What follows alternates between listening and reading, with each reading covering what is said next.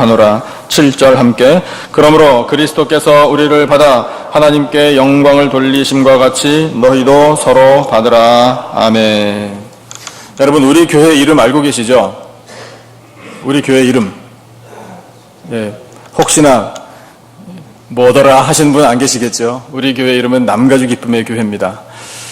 우리 교회 이름 한번 같이 불러볼까요? 준비되셨습니까? 예, 시작. 남가주 기쁨의 교회. 예, 남가주 기쁨 교회 아니고요. 남가주 기쁨의 교회입니다. 예. 저 LA에 기쁨의 교회가 또 있어요. 그래서 우리 교회에 금요일에 강사로 모신 어떤 목사님이 시간이 됐는데 안 오시길래 전화를 드려봤더니 그 목사님이 저한테 왜 아무도 없네요, 교회에. 네? 그랬더니 지금 어디 계십니까? 그러니까 여기 기쁨의 교회 앞인데요. 그러시더라고요. 그래서 그 주소가 어떻게 되십니까? 그랬더니 LA 말씀하셔가지고 목사님 지금이라도 빨리 오셔야 합니다. 그래서 좀 늦게 도착하신 적이 있습니다. 기쁨의 교회가 이렇게 많은 분들에게 좋은 느낌을 준다라는 생각이 듭니다. 그러니까 그런 이름을 교회 이름으로 붙이고 싶어 하는 것이라고 저는 생각이 됩니다. LA에 있는 기쁨의 교회도 축복합니다. 하나님의 은혜로 부흥하기를 바랍니다. 당연히 우리 사랑하는 남가주 기쁨의 교회도 부흥하기를 바랍니다. 네, 감사합니다. 우리 교회 이름은 부르면 부를수록 저는 기분이 좋아요. 하나님께서도 기뻐하시리라고 생각합니다. 우리 교회 가운데 기쁨이 넘쳐나기를 축복합니다. 세상이 주지 못하는 기쁨을 우리 교회를 찾는 모든 영혼들이 누리게 되기를 바랍니다. 그 기쁨은 세상이 우리에게 자극적으로 주는 쾌락, 재미, 그거하고는 비교하면 안 됩니다. 하나님께서 주시는 신령한 기쁨이 있습니다. 구원의 감격, 그것이 기쁨이고, 하나님께서 주시는 은혜가 감격이고 기쁨이고, 천국에 들어갈 수 있음을 확신케 하심이 기쁨입니다. 예수님께서 약속하신 대로 평안을 누리게 됨이 기쁨입니다. 상처 치유받는 것이 기쁨이요, 질병 고침받음이 기쁨이요, 불화가 화평으로 변화되는 것도 기쁨입니다. 그 기쁨을 여러분 만끽하시고 늘 감사하시기를 축복합니다. 그런데 오늘 말씀을 통해서 하나님이 우리가 진정한 기쁨, 이 하늘의 기쁨, 하나님께서 우리에게 주시는 이 선물의 기쁨을 누릴 수 있는 비결을 말씀해 주고 계십니다. 3가지 정도로 정리해 볼 수 있습니다. 첫 번째 비결은 이것입니다. 스크린을 보시면 아실 수 있습니다. 첫째, 같이 읽어보죠. 시작. 자기를 기쁘게 하기보다 이웃을 기쁘게 해야 합니다. 이럴 때 모두가 다 기쁨을 누립니다. 주신 본문 1절과 2절을 한번 같이 읽어보겠습니다. 1절과 2절 우리 다 같이 한 목소리로 시작. 믿음이 강한 우리는 마땅히 믿음이 약한 자의 약점을 담당하고 자기를 기쁘게 하지 아니할 것이라. 우리 각 사람이 이웃을 기쁘게 하되 선을 이루고 덕을 세우도록 할지니라. 아멘. 믿음이 강한 사람, 또 믿음이 약한 사람이 있다라는 것이 현실입니다. 사도 바울이 로마서를 쓴 것으로 우리가 이해합니다.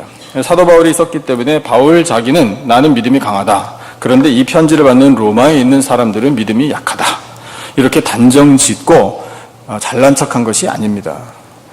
여러분, 이것은 고백입니다. 하나님께서 나에게 믿음을 허락해 주셨다. 나뿐만 아니라 함께 동역한 모든 선교사들에게도 강한 믿음을 허락해 주셨다. 그것을 고백하는 거예요. 여러분, 믿음은 선물입니다. 믿음은 하나님의 은혜로 받는 선물이기에 우리가 강한 믿음을 갖기를 원한다면 기도해야 합니다. 기도하시기 바랍니다. 하나님, 오늘 나에게 강한 믿음을 허락하여 주옵소서. 그렇게 기도하면 우리의 기도를 하나님께서 들으시고 우리 모두에게 강한 믿음을 허락해 주실 것입니다. 그런데 아직까지 연약한 믿음을 가진 사람들을 보니 믿음이 강한 사람들, 은혜를 먼저 입은 사람들이 해야 할 일이 있다. 그 해야 할 일이 뭐냐면 받아주라. 그 약점을 담당하라. 책임지라. 이렇게까지 강하게 하나님께서 권고하고 계십니다. 그러면 여러분, 믿음이 강한 사람이 믿음이 연약한 사람의 약점을 담당할 때 모두가 다 기쁨을 누린다라고 말씀하시는 건데, 우리 자신의 믿음을 이 말씀 앞에 한번 비추어 보기를 원합니다. 여러분, 스스로 생각하실 때 자신의 믿음이 강하다고 생각하십니까? 아니면 연약하다고 생각하십니까? 라고 질문을 받으시면 우리 한국인 크리스찬들은 제가 생각하기에 거의 100%는 믿음이 연약합니다라고 말씀하실 것 같아요. 워낙 겸손들 하셔서 점잖으시고, 저도 그래요. 누가 그렇게 질문하면 믿음이 연약합니다. 그래서 믿음이 강해져야 합니다라고 말할 거예요. 자, 그래서 그러면 우리가 믿음이 연약하다라고 겸손히 대답하는 것을 하나님께서 다 이해하시고 받아주실 겁니다. 하지만 제자리에 머물러 있을 수는 없지 않습니까? 여러분, 연약한 믿음이 만족스러우십니까? 아니죠. 강한 믿음의 사람들이 되어야 하는 것 아니겠습니까? 그러면 믿음이 강한 건 뭐고 믿음이 연약한 건 뭐냐 이겁니다. 그 기준이 뭐예요? 그 기준이 우리 말씀을 통해서 보면은 이런 경우에는 믿음이 참 강한 거구나. 이런 때는 믿음이 연약한 거구나 라고 사례를 알 수 있습니다. 근데 그것을 이렇게 다 종합해서 정리해 보면 기준은 하나입니다. 그건 인내예요. 인내. 믿음이 강한 사람은 잘 인내합니다. 그러나 믿음이 연약한 사람은 인내하지 못합니다. 야고보서 말씀을 통해서 우리는 분명히 알 수 있습니다. 같이 한번 보시죠. 야고보서 1장 3절과 4절 말씀 같이 우리 확실하게 좀 읽어보겠습니다. 시작. 이는 너희 믿음의 시련이 인내를 만들어내는 줄 너희가 알미라. 인내를 온전히 이루라. 이는 너희로 온전하고 구비하여 조금도 부족함이 없게 하려 함이라. 아멘. 처음부터 다시 한번 보시죠. 너희 믿음의 시련이. 하나님께서 우리에게 믿음을 주시는데 우리 믿음이 성장하기를 원하십니다. 믿음이 성장하는데 우리가 거쳐야 하는 과정이 뭐냐면 믿음의 시련입니다. 그냥 일반적인 시련이 아니라 믿음의 시련이에요. 믿음이 자라나도록 하는 시련을 하나님께서 우리에게 주십니다. 그 시련은 어떻게 해야 하는 거냐면 그 시련은 피해가는 게 아니라 그 시련은 통과해야 돼요. 겪어내야 합니다. 겪어낼 때 필요한 게 뭐냐면 인내예요. 그래서 인내하는 사람은 이 믿음의 시련을 잘 겪어내므로 성장하는 거예요. 여러분 4절 말씀이 참 확실하지 않습니까? 인내하면 온전해지는 거예요. 온전한 믿음을 갖기를 원하신다면 인내해야 합니다. 그러면 여러분 이 말씀을 대할 때 우리 또 기도하게 돼요. 왜냐하면 우리에게는요 인내의 능력이 없기 때문이에요. 인내의 능력이 없는데 하나님께서는 인내하라고 하십니다. 그러면 그 말씀의 뜻은 뭔가요? 인내를 구하라는 거예요. 하나님 인내하게 해주십시오. 오래 참음은 성령의 열매입니다. 그러면 내 안에 성령께서 늘 함께 계실 때 오래 참을 수 있는 겁니다. 그 오래 참음으로 인내하여 열매를 맺어 감히 우리가 온전한 사람이 되어가는 것입니다. 그래서 여러분 우리가 잘 인내하는 사람이 잘 인내하지 못하고 참을성이 없는 그런 분들의 약점을 담당하고 받아주고 품어주는 거예요. 이것이 믿음이 강한 사람이 믿음이 연약한 사람의 약점을 담당하는 것입니다. 그렇게 하는 것은 자기를 기쁘게 하는 것보다 이웃을 기쁘게 하는 일이라 오늘 말씀하고 계십니다. 여러분 믿음이 강해서 잘 인내한다고 해서 믿음이 연약한 사람, 인내하지 못하는 사람의 약점을 담당하는 일이 쉬울까요? 어려울까요? 어렵습니다. 희생이 따릅니다. 자기를 기쁘게 하는 일이 아니기 때문에 처음에는 하나도 안 기쁩니다. 그런데 그렇게 인내하며 이웃을 먼저 기쁘게 하려고 하다 보면 그 사람 기뻐하는 건 당연하거니와 인내한 사람도 기뻐할 수 있게 해주겠다라는 것이 하나님의 말씀이에요. 그러면 모두가 다 기쁨을 누릴 수 있는 겁니다. 강한 믿음의 소유자들이 다 되시기를 축복합니다. 그래서 잘 인내하여 인내하지 못하는 믿음이 연약한 분들의 그 마음을 좀 받아주셔야 돼요. 그리고 알아주셔야 하고 그리고 품어주셔야 합니다. 녹여내셔야 돼요. 고린도전서 13장 말씀 여러분 많이 외우고 계시죠? 사랑은 잘하시네요. 사랑은 오래 참고예요. 제 생각에는요, 더 나가봐야 말씀 다 똑같아요. 그 안에 다 들어있어요. 사랑은 오래 참고예요. 오래 참지 못하면서 발끈하면서 아이고 사랑합니다. 그거는 다른 이야기예요. 그건 일치하지 않아요. 사랑하면 오래 참는 거예요. 그럴 때 여러분 이웃을 기쁘게 하는 우리들의 삶이 될 수 있고 이웃을 기쁘게 하는 우리들에게 하나님께서 기쁨을 허락해 주십니다. 우리 모두가 다 기쁨을 누리십시다. 두 번째, 기쁨을 누릴 수 있는 비결 하나님이 말씀하시기를 이렇게 말씀하십니다. 자, 둘째, 같이 한번 읽어주세요. 시작. 예수 그리스도를 본받아야 합니다. 그러면 기쁨을 누립니다. 주신 본문 같이 읽어보죠. 3절 같이 한번 읽어보겠습니다. 3절 우리 다 같이 한 목소리로 시작. 그리스도께서도 자기를 기쁘게 하지 아니하셨나니 기록된 바 주를 비방하는 자들의 비방이 내게 미쳤나이다 함과 같으니라. 아멘. 예수님을 우리는 믿고 있습니다. 제 말이 맞습니까? 다시 한번. 여러분 예수님 믿으십니까? 예수님을 믿는다면 우리 예수님께서 하신 대로 해야 됩니다. 예수님께서 사신 대로 살아야 합니다. 예수님을 닮아가야 합니다. 예수님을 본받아야 합니다. 그것이 마땅한 길입니다. 믿는데 안 따라한다? 그건 모순입니다. 그래서 예수님께서 자기를 기쁘게 하지 않으시고 하나님을 비방하는 이 말들을 예수님께서 다 받으셨습니다. 그 비방을 예수님 몸으로 다 받아내셔서 하신 일이 뭐냐면 십자가에 달려 돌아가신 일입니다. 여러분 예수님께서는 그래서 하나님을 먼저 기쁘시게 해드리고 또 죄인들을 기쁘게 하시는 삶을 사시고 돌아가셨습니다. 죄인들이 예수님을 십자가에 못 박으라고 소리쳤습니다. 그 죄인들이 예수님에게 와서 침 뱉었습니다. 그 죄인들의 손으로 돌을 집어 던졌습니다. 그 죄인들의 손으로 예수님을 십자가에 못 박아 죽였습니다. 그 죄인들이 예수님을 배반했습니다. 모욕했습니다. 죽음까지 몰아넣은 것이 죄인들입니다. 그런데 예수님께서는 그 죄인들의 죄값을 톡톡하게 치르도록 하지 않으셨습니다. 예수님은 그 죄인들을 도리어 용서해 주셨습니다. 그래서 그들에게 구원의 기회를 허락해 주셨습니다. 죄인들을 기쁘시게 하신 것이 예수님의 삶입니다. 여러분 그 예수님의 죄인들을 기쁘게 하신 그 은혜가 오늘 누구에게까지 왔는가 하면 바로 우리에게까지 온 겁니다. 여러분 죄인인 우리를 받아주셨기에 우리가 사는 것이지 만약에 죄 지은 그대로 심판하셨으면 우리는 지금 살아있을 사람 단 한 사람도 없습니다. 장로님 기도하셨습니다. 여러분 같은 마음으로 기도하셨으리라고 생각합니다. 영원히 죽을 수밖에 없는 우리들입니다. 그런데 여러분 성경은 사실 더 정확하게 표현하면 허물과 죄로 죽었던 우리라고 고백하게 하십니다. 우리는 죽었던 사람들입니다. 도저히 가망이 없었던 사람들입니다. 그러나 절망적인 죄인들인 우리들을 불쌍히 여겨주시고 우리를 구원하여 주신 것이 바로 예수님께서 당신 자신을 기쁘게 하기보다 죄인인 우리를 하나님을 기쁘시게 해드린 그 일이라는 것입니다.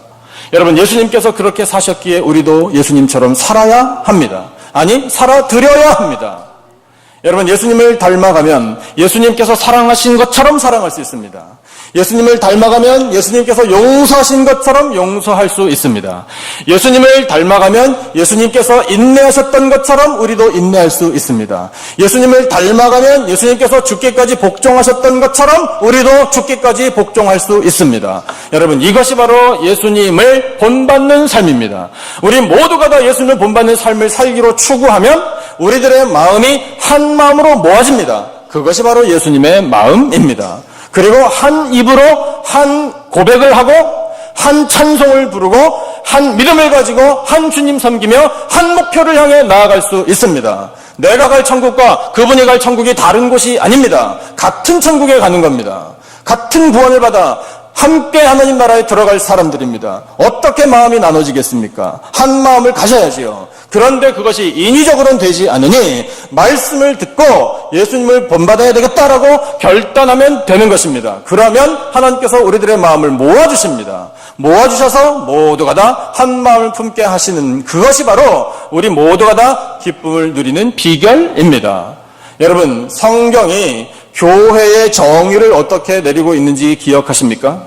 교회는 그리스도의 몸입니다. 여러분 우리의 언어로 표현해야 합니다. 저를 따라 여러분 말씀하십시오. 교회는 주님의 몸입니다. 기억하셔야 합니다. 예수님이 교회의 그래서 머리가 되십니다. 우리는 몸을 이루는 지체들이라고 불러주셨습니다. 그 말씀의 의미가 뭐냐면 모든 교회의 구성원들은 다 필요하다라는 뜻이에요. 몸으로 비유하셨잖아요. 여러분 우리의 몸의 기관들 중에 불필요한 부분이 있을까요? 불필요한 부분을 하나님 뭐하러 만드셨겠습니까? 다 필요하니까 만들어주신 거예요. 어떤 지체도 불필요한 부분은 없어요. 교회가 그렇다라고 말씀하시는 이유가 바로 똑같습니다. 교회 구성원 가운데 불필요한 사람은 없다. 여러분, 지금 이 예배 자리에 앉으셔서 그냥 수동적으로 가만히 앉으셔가지고 말씀을 듣고 계시는 것에 대해서 부정적인 생각을 가지시면 안 됩니다. 여러분, 가만히 앉아서 예배 드리는 것도 한 일 하시는 겁니다. 좀 더 요즘 표현을 하면 그것도 열일 하시는 거예요. 이 더운 날, 물론 본당 가면 시원하겠지라고 기대를 하고 오셨겠죠. 여러분, 만약에 에어컨 고장났으면 어떻게 하실 뻔했어요? 우리 교육관 1층에 에어컨이 고장났어요. 애들인데 뭐. 여러분, 그러면 안 됩니다.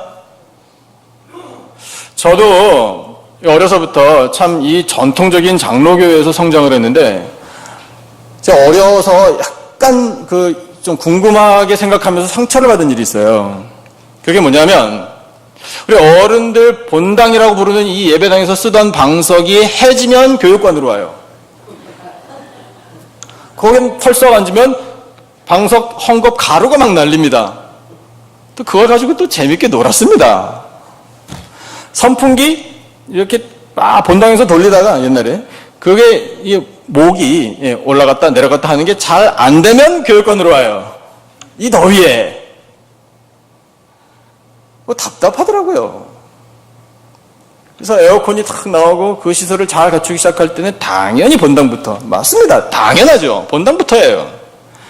애들은 찜통석에서 뭘 하는지 관심도 없는 것 같아요. 어린 마음에 볼 때. 그건 아니다라는 생각을 성장하면서 하게 됐습니다. 우리 교회는 그래도 교육관에 신경 많이 써주시는 편입니다. 여러분, 좋은 거 있으면 누구 먼저? 어른 먼저? 부모님 먼저죠. 좋은 거 있으면 부모님 먼저인데 똑같이 좋은 거 있으면 우리 부모가 하면 어때요? 좋은 거 있으면 애들 먼저죠. 애들 먼저. 우리 아이들 찬양하는데 악기 최고로 좋은 거 해줍시다. 뭐 만약에 빌딩이 필요하다? 건물이 필요하다? 건물이 낡아서 새 건물 필요하다? 애들 먼저. 그래야 되는 거예요. 이웃을 기쁘게 한다. 예수님께서도 그리스도께서도 자기를 기쁘게 하기보다 죄인들을 하나님을 먼저 기쁘시게 했다. 그러면 우리도 예수님을 닮아서 그렇게 해야 되는 거죠. 교회는 예수 그리스도의 몸을 이루는 지체들의 공동체입니다. 그 말씀을 고린도전서 12장에서 이렇게 말씀하고 계셔요. 여러분, 교회는 이래야 돼요. 이것이 건강한 교회예요. 같이 한번 읽어보겠습니다. 26절, 27절 다 같이 한 목소리로 시작. 만일 한 지체가 고통을 받으면 모든 지체가 함께 고통을 받고 한 지체가 영광을 얻으면 모든 지체가 함께 즐거워하느니라. 너희는 그리스도의 몸이요 지체의 각 부분이라. 아멘. 한 지체가 고통당하는 걸 알고 계십니까? 여러분, 우리 중에 누군가가 남몰래 눈물 흘리며 있다라는 사실을 혹시 알고 계십니까? 그러니까 다른 사람은 몰라도 나는 그분을 알고 있는데 그분은 지금 슬픔의 눈물을 흘리고 있다, 뼈아픈 눈물을 흘리고 있다라는 것을 알고 계시다면 여러분, 그 아픔이 이제 곧 누구의 아픔입니까? 나의 아픔이잖아요. 왜냐하면 그 지체가 아파하면 가장 먼저 아파하시는 분이 교회의 머리이신 예수님이십니다. 예수님께서 판단하시는 거예요. 아프구나. 그 아픔을 모든 지체들에게 알려주시는 거예요. 그러니까 아는 거예요.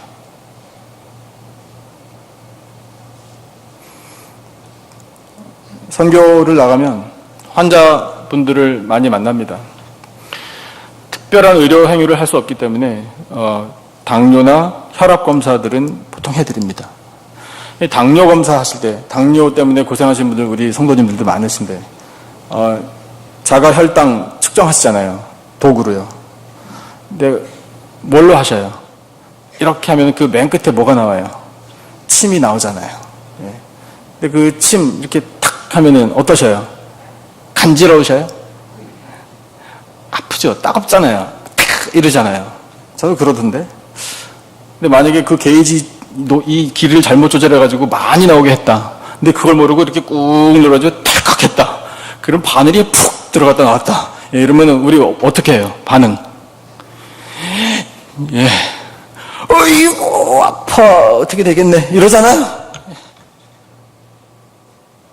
여러분, 바늘로 손끝만 찔려도 우리는 아파 죽겠다고 소리칩니다. 예수님이 그렇다는 거예요. 예수님의 반응이 이 한 몸이어서 한 지체가 아파. 그럼 온몸이 아픈 거예요. 이게 교회라는 겁니다.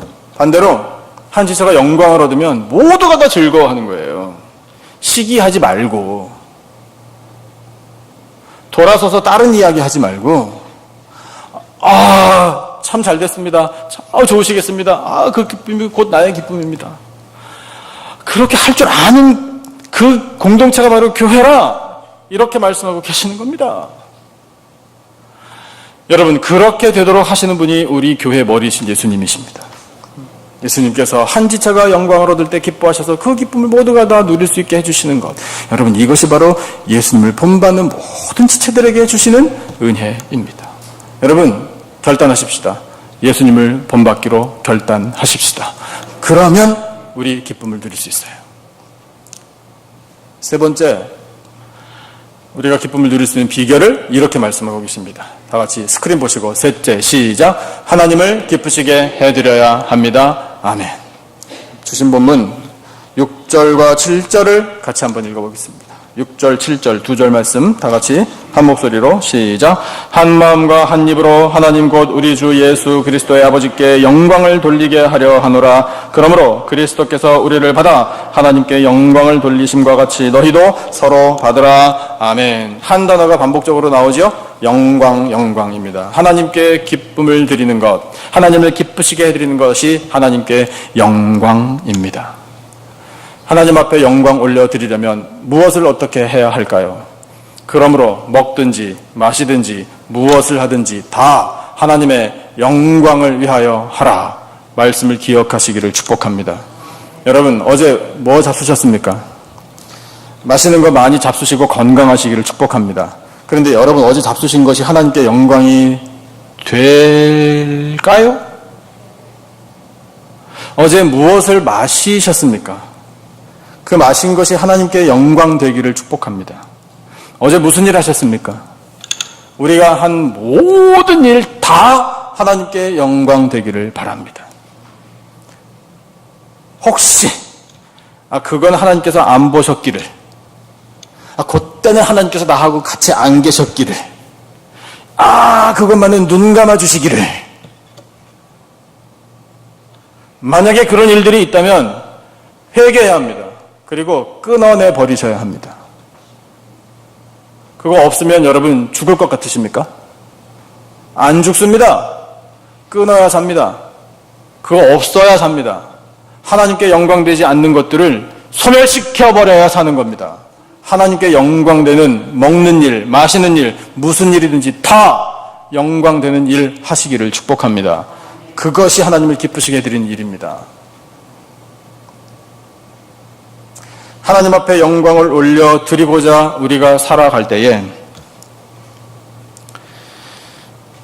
오늘 주신 이 말씀, 예수님께서도 하나님을 기쁘시게, 죄인들을 기쁘시게 이렇게 사셔서 그것을 통해 우리가 하나님을 기쁘시게 해드리는 것이 먼저다라는 가치관을 얻게 됩니다. 여러분, 그래서 우리의 모든 일상사가 다 하나님께 영광이 되게 하려면 이 질문을 끊임없이 하면서 살아야 돼요. 여러분, 오늘 이 시간부로 이 질문을 가슴에 새기시고 늘 떠올리시기를 바랍니다. 저를 따라서 이렇게 말씀해 주세요.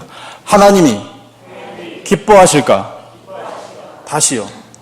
말씀 안 하시는 분들은 침묵으로 따라 하시는 거죠? 자, 같이 좀 확실하게 좀 한번 해봤으면 좋겠습니다.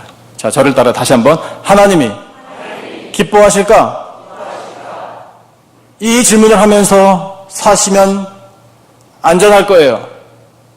하나님이 내가 이렇게 말하면 기뻐하실까? 하나님께서 내가 이렇게 행동하면 기뻐하실까? 하나님께서 내가 이것을 선택하면 기뻐하실까? 하나님께서 내가 이와 같은 행동을 하면 기뻐하실까? 하나님이 내가 이렇게 경영하면 이 방식을 기뻐하실까? 하나님께서 내가 열심히 이렇게 일하면 기뻐하실까? 하나님께서 내가 이 사람과 만나면 기뻐하실까? 하나님과 내가 그 사람과 이것을 도모하면 기뻐하실까? 하나님이 내 꿈을 기뻐하실까? 하나님이 내 계획을 기뻐하실까? 하나님이 내 헌신을 기뻐하실까?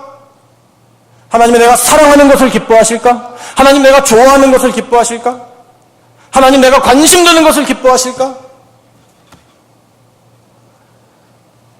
여러분, 하나님께서 기뻐하실까를 생각한다면 하나님 앞에 영광 올려드리는 삶으로 인도함을 받게 되어 있습니다. 그러므로 우리는 결단해야 돼요. 하나님께서 기뻐하실까? 이 질문을 계속해서 던지며 살기로 결단하시기를 축복합니다. 실제적인 것을 한 가지 말씀드리죠. 여러분, 하나님께서 기뻐하실 일들은 기본에 충실한 것입니다. 그 기본에 충실한 것은 세 가지를 빼놓을 수가 없습니다. 말씀, 기도, 찬양입니다. 여러분, 말씀의 기본에 충실하시기를 축복합니다. 그러려면 계획 세우시고 성경책 읽으셔야 돼요. 내가 하나님 말씀을 대할 때 하나님을 만나는 겁니다. 말씀으로 역사하신 하나님을 만나 그 하나님의 말씀을 듣는데 전화가 울린다? 카톡 메시지가 온다? 여러분, 그거 차단해버려야 돼요. 파워 끄세요, 그냥. 급한 메시지가 오면 어떡하나? 그게 쓸데없는 걱정이라고요. 급한 메시지, 하나님 말씀 듣는 것보다 급한 게 있어요? 여러분, 우리가 예수님 믿고 구원 얻고 천국 가는 것보다 시급한 일이 있습니까? 나중으로 미룰까요? 그럴 수가 없어요. 왜냐하면 예수님 언제 오실지 모르기 때문에. 예수님 오시면 그걸로 끝이에요. 더 이상 기회 없어요. 지금이 기회예요. 구원의 날은 언제입니까? 오늘입니다. 오늘. 지금이에요. 지금 결단하십시오. 지금 마음속으로 그렇다. 나 이번 주에 다시 성경 읽어야지. 주보에 나와 있는 성경 스케줄이 어딘가 찾으시고 읽으세요. 하나님 말씀을 배워야 합니다. 제자 양육 다시 시작합니다. 왕년에 제자 양육 안 받아보신 분은 안 계시더라고요. 제자 양육 많이 받아보셨대요. 저 그런 말씀 많이 들었습니다. 맞아요. 그런데 여러분, 충분합니까? 아니요. 아무도 충분하지 않습니다. 제자 양육은 살아있는 동안 우리 숨 멎을 때까지 배워야 돼요. 받아야 돼요. 그래, 우리는 계속 부족하기 때문에 그 부족함을 제자 양육을 통해, 말씀을 통해 계속해서 채워야 우리는 성장하게 되는 겁니다. 그러면 여러분, 결단하셔야 돼요. 저 포기하지 않아요. 제자 양육은 무조건 다 해야 돼요. 그러니까 해야 되는구나. 그냥 그렇게 생각하시는 게 편하실 거예요. 제자 양육 받으시고요. 예수님의 제자로 사시는 것이 하나님께 영광이 됩니다. 기도, 우리가 기도해야 할 이유 똑같아요. 예수님께서 기도하셨기 때문입니다.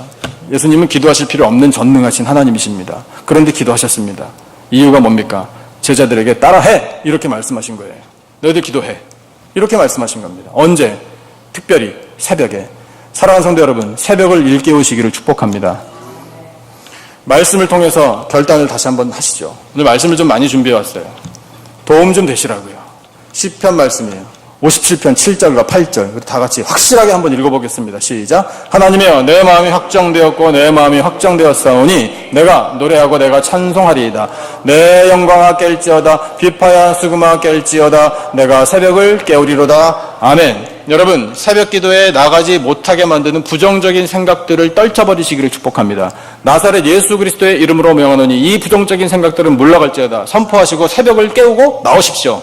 확정하시면 돼요. 확정은 confirm, 이거 아닙니다. steadfast, 흔들리지 않는다라는 거예요. 내 마음은 흔들리지 않는다. 새벽 기도 갈 것이냐 말 것이냐 갈등하지 않는다. 그건 갈등의 소지가 아니에요. 새벽은 무조건 일깨워야 되는 거예요. 시간이 안 맞아서 출근을 하셔야 되는 분들은 상관없어요. 핸들 붙잡고 기도하시는 것이 새벽 기도예요. 여러분의 삶의 터전에서 요즘 날씨가 더우니까 내일 새벽 기도는 건너뛰자. 물리치셔요. 중요한 축구 경기가 있으니 이제 4강이 돼서 준결승하고 결승전 치러야 되니까 이 축구 경기 봐야 되니까 새벽 기도 나가면 안 되지? 물리치십시오. 걱정하지 마세요. 내가 안 봐도 경기는 진행됩니다. 오늘 밤 늦게까지 뭔가를 열심히 했으니까 내일 새벽은 좀 쉬자. 하루. 하루 쉰다고 어디 덧나나? 덧 안 나요. 그런데 하나님께 영광이 안 돼요. 새벽에 일찍 일어나면 하루 종일 몽롱하고 피곤할 테니까 나는 새벽기도 체질이 아니니 내 밤에 기도하지 뭐. 밤에 기도하시는 분들 못 봤어요. 그렇게 결단하시고 하시는 분들.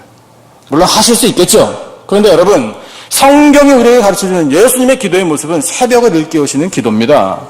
새벽을 일깨워서 혼자라도, 교회 나올 형편이 안 되시면 혼자라도 새벽을 일깨우고 마음을 확정하고 한번 찬양하고 기도해 보십시오. 기가 막힌 은혜를 누리게 되실 겁니다. 새벽에요, 홍해가 갈라졌습니다.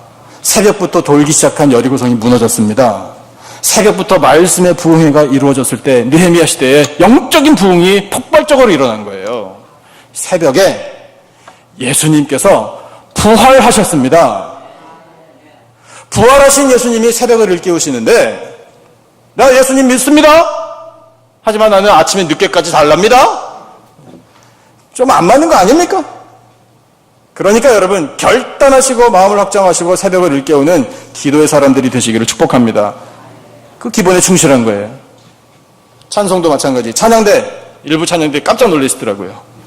이사야 43장 21절 다 같이 시작 하면 바로 나와야 되는데, 그죠? 예, 그래서 제가 이렇게 준비해왔잖아요. 다 같이 시작. 이 백성은 내가 나를 위하여 지었나니 나를 찬송하게 하려 함이니라. 아멘. 이사야 43:21. 찬송, 창조의 목적입니다. 그 다음 말씀. 시편 22편 3절 다 같이 시작. 이스라엘의 찬송 중에 계시는 주여, 주는 거룩하시니이다. 찬송 중에 계시다라고 약속하고 계십니다. 우리가 찬송해야 할 이유, 에베소서 1장 6절 다 같이 시작. 이는 그가 사랑하시는 자 안에서 우리에게 거저 주시는 바 그의 은혜의 영광을 찬송하게 하려는 것이라. 아멘. 여러분, 은혜 받으셨습니까? 구원의 은혜를 확신하십니까? 천국 갈 것 같으십니까? 그게 거저 받은 은혜예요. 우리가 잘나서 받은 게 아니에요. 공로로 받은 대가가 아닙니다. 거저 받은 은혜. 거저 받은 은혜 때문에 구원을 얻고 천국을 갈 수 있게 되었다니 가만히 있을 수 있습니까? 하나님 감사합니다. 찬송하는 건 마땅한 일이에요. 여러분, 이 말씀과 기도와 찬송으로 기본에 충실한 사람들이 하나님께 영광을 올려드릴 수 있습니다. 왜냐하면 힘든 일을 만날 때, 고난이 닥칠 때, 그럴 때의 그 평상시에 갈고 닦은 영적인 실력이 발휘되기 때문에 그런 거예요. 월드컵 축구 말씀드렸는데 4강에 올라간 유럽의 나라들을 보십시오. 그 선수들 한번 대충이라도 이렇게 보세요. 볼 한번 찰 때, 골키퍼들이 골을 막을 때 그거 한번 보세요. 여러분, 기본에 충실한 사람들이 결국 살아남는 것 아니겠습니까? 얼마나 많이 훈련을 했겠어요. 그냥 되는 거 아니잖아요. 그런 것 때문에 감동을 받는 거 아닙니까? 한국의 대표적인 선수 손흥민 선수요. 어려서부터 하루에 슈팅 500번. 아버지가 시키기를 500번 슈팅 안 하면 밥 없어. 이렇게 되니까요. 하루에 500번 슈팅이요. 말이 좋아서 우리가 쉽게 하지 보통 고통스러운 일이 아닙니다. 우리는 세상 사람들, 운동하는 사람들도 그렇게 열심히 기초를 닦고 실력을 쌓는데 평상시에 우리 영적으로 세상을 움직여야 할 사람들인 우리들은 어떻게 살고 있습니까? 그냥 시간을 흘러라. 대충 이렇게 섞여가지고 살다 보면 예수님 오시겠지. 예수님 오시면 나야 당연히 천국으로 가겠지. 그런 게 어디 있습니까? 여러분, 긴장하셔야 돼요. 평상시에 영적인 실력을 갈고 닦으시기를 축복합니다. 기본에 충실한 사람들이 쓰임받는 겁니다. 기본에 충실한 사람들이 영광을 올려드릴 수 있고, 그렇게 평상시에 그렇게 하나님과 늘 교제하며 예수 그리스도 함께하며 성령의 인도를 따라가는 사람들이 하나님을 기쁘시게 하는 삶을 살 수 있습니다. 여러분, 하나님은 우리 교회를 사랑하시는 줄로 믿습니다. 우리 교회에 천국의 기쁨을 충만히 허락해 주실 줄로 믿습니다. 그 기쁨을 우리가 누리려면 허락하신 말씀처럼 자기를 기쁘게 하는 것 우선순위를 바꿔서 이웃을 기쁘게 먼저 해드릴 때 모두가 다 기쁨을 누릴 수 있습니다. 우리 예수 그리스도를 본받읍시다. 예수 그리스도를 닮아가기로 결단하고 그렇게 살면 기쁨을 누릴 수 있습니다. 하나님을 기쁘시게 해드리기 위하여 이렇게 하면 하나님께서 기뻐하실까? 하나님께 영광 올려드리기 위하여 사는 삶이라면 여러분, 하나님께서 기뻐하시고 그 기쁨을 우리에게 허락해 주실 줄로 믿습니다. 그 기쁨을 누리며 기뻐하며 은혜 누리며 이 기쁨을 세상에 전하며 사는 복된 인생들이 다 되시기를 예수님의 이름으로 축원합니다. 기도하겠습니다. 하나님 아버지 감사합니다. 저희들로 하여금 하늘의 신령한 기쁨을 누릴 수 있는 비결을 말씀하시니 참으로 감사합니다. 아버지, 자기를 기쁘게 하기보다 이웃을 먼저 기쁘게 해드리는 삶을 살기를 원합니다. 예수님처럼 살기를 원합니다. 예수님의 마음을 갖기를 원합니다. 예수님 본받기를 원합니다. 예수님 닮기를 원합니다. 하나님을 기쁘시게 해드리기를 원합니다. 하나님 영광을 받아 주시옵소서. 우리 교회를 붙들어 주시고 사랑하시는 줄로 믿습니다. 하늘의 기쁨이 충만한 우리 남가지 기쁨의 교회가 될 줄로 믿습니다. 그 기쁨을 누리는 성도들 세상에 나아가서 그 기쁨을 전하기를 원합니다. 예수 그리스도의 이름과 복음을 증거할 때에 아버지 하나님의 나라가 임하게 될 줄로 믿습니다. 파라과이에도 임하게 될 줄로 믿습니다. 우리 선교대원들을 붙잡아 주실 줄로 믿습니다. 하나님 아버지 허락하신 말씀대로 살아갈 수 있도록 저희들을 인도하여 주시옵소서. 귀한 말씀 허락하심을 감사하오며 예수님의 이름으로 기도드리옵나이다. 아멘.